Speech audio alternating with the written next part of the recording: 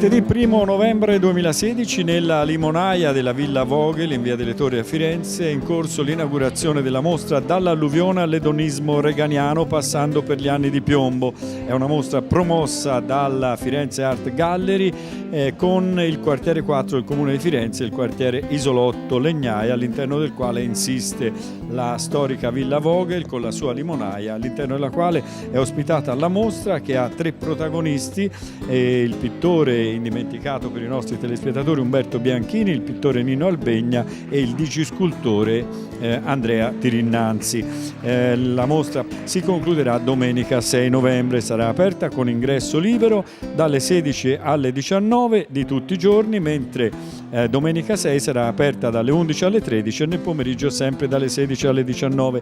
Sono in compagnia del dottor Niccolò Mannini, responsabile artistico dell'attività della Firenze Art Gallery. Da un bel po' di tempo ormai affianca Andrea Tirinnanzi e quindi sei molto gratificato da questa mostra, che è una mostra ricca di opere, spiritosa, anche con un tratto umoristico molto evidente. Sì, esattamente. Quando Gianluca e Roberto ci hanno proposto questa mostra siamo stati lieti di partecipare con le opere, mettendo in mostra le opere di Umberto Bianchini che si trovano anche nella nostra galleria Firenze Art Gallery, o le digisculture di Andrea Tirinnanzi e le stampe di amici miei, perché ovviamente noi come galleria siamo anche esperti nelle stampe su tela. Ecco, ricordiamo ai telespettatori, poi raggiungeremo, tu hai parlato di Gianluca e Umberto, e Roberto, ovvero Gianluca Bianchini, figlio di Umberto, e Roberto De Salvo, figlio di Nino Albegna.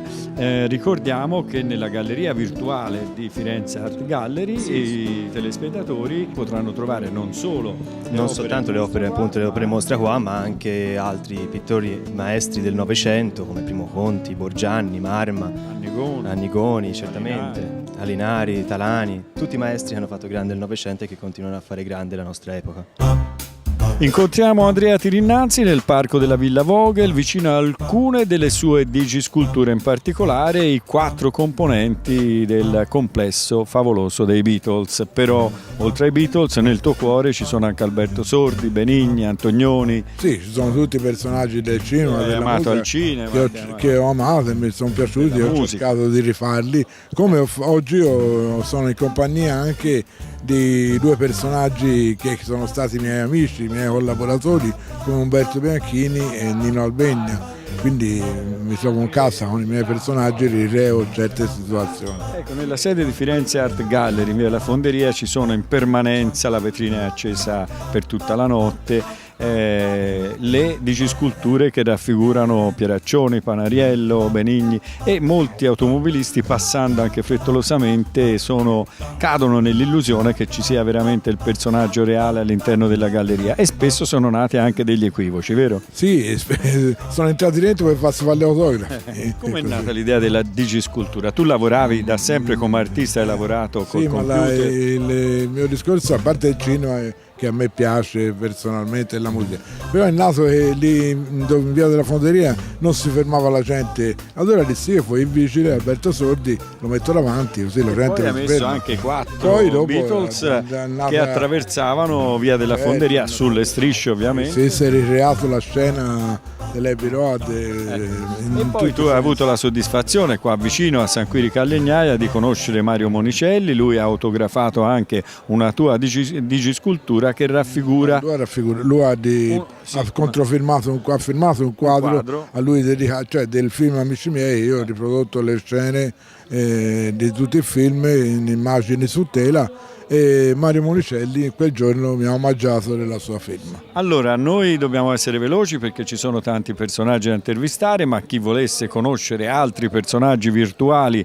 delle digisculture di Andrea Tirinnanzi potrà venire fino a domenica prossima qua alla Limonaia di Villa Vogel, oppure andare in via della Fonderia alla Firenze Art Gallery, dove troverà Sofia Loren, ci sono tanti personaggi. Imprescindibile oggi la presenza di Gabriella Gentilini, noto critico e storico dell'arte, perché da sempre affianca Andrea Tirinnanzi e la Firenze Art Gallery nella presentazione critica delle mostre, e poi da sempre l'abbiamo vista in occasione dei tanti servizi dedicati a Umberto Bianchini e alla sua arte, a fianco del maestro fiorentino in occasione dei vernissage. Nino Albegna, né io né Gabriella lo abbiamo personalmente conosciuto, però ci sono le sue opere, c'è anche uno dei suoi figli che oggi intervisteremo, e poi le digisculture di Andrea Tirinnanzi che tu hai visto nascere e moltiplicarsi. Io direi che è molto interessante questa rivisitazione di un trentennio della nostra storia recente attraverso questo percorso multimediale che comprende tra l'altro 2 mostre dedicate a 2 maestri importanti recentemente scomparsi, Umberto Bianchini, che ben conosciamo, come tu hai già detto, è stato amico di Firenze Arte, gli abbiamo dedicato anche della nostra rubrica. Certo, gli abbiamo dedicato tante mostre e conosciamo bene la sua arte. Tra l'altro lui ha vissuto e lavorato nel nostro quartiere, e nonché Nino Albegna, che potremmo definire fiorentino di adozione, anche lui ha dedicato tanta parte della sua opera a Firenze. E in questo percorso notiamo la presenza delle opere di Andrea Tirinnanzi, ben conosciute, ormai famose. Si va dalle stampe delle sequenze di film dell'epoca, Vacanze romane, Amici miei, alle digisculture famosissime ormai che ritraggono personaggi dell'epoca, del mondo dello spettacolo, della musica. Ci sono i Beatles, ci sono gli attori. Tra l'altro c'è anche un omaggio proprio ai 2 maestri che ha realizzato appositamente Andrea per questa occasione. Allora io direi di raggiungerli entrambi, e ovviamente sono presenti virtualmente oggi, però affiancheremo alle digisculture che ce li ricordano i loro figli, che ci parleranno di com'erano, non solo come artisti, perché per loro parlano le opere, ma nella vita di tutti i giorni. Sono in compagnia di Umberto e Gianluca Bianchini. Buonasera. Com'era il vostro rapporto? Il nostro era questo video, è una sagoma del 1983 che è stata, diciamo, rifilata in realtà nella fotografia quella originale. C'ero io al giuramento a Lecce nel 1983, era un bellissimo rapporto. Ho avuto la fortuna di avere un babbo così e niente, cerco, diciamo, di ricordarlo ancora con la 4ª mostra, la 4ª edizione, che vede diciamo, abbiamo un po' allargato, come dire, di non solo una mostra di pittura, ma una mostra anche che ripercorresse nei 3 decenni 1960, 70 e 80 quello che sono state le vite dei pittori, la vita, cioè, del babbo, che logicamente si intersecava e interagiva con il contesto sociale e politico degli anni. Ecco, ricordiamo ai telespettatori che la mostra ha un percorso che è collegato da un filo rosso rappresentato da delle tavole dove sia Gianluca,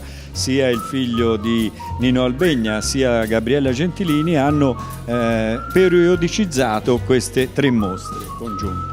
Sì, abbiamo voluto dare, come dire, un taglio a tratti anche ironico o divertente. Forse il momento più drammatico, o comunque quello diciamo inerente al babbo di Roberto, che negli anni 70 è stato, come diciamo colonnello della Guardia di Finanza, è stato coinvolto nella P2, cioè di Lucio Gelli, e una di queste tavole c'è la spiegazione.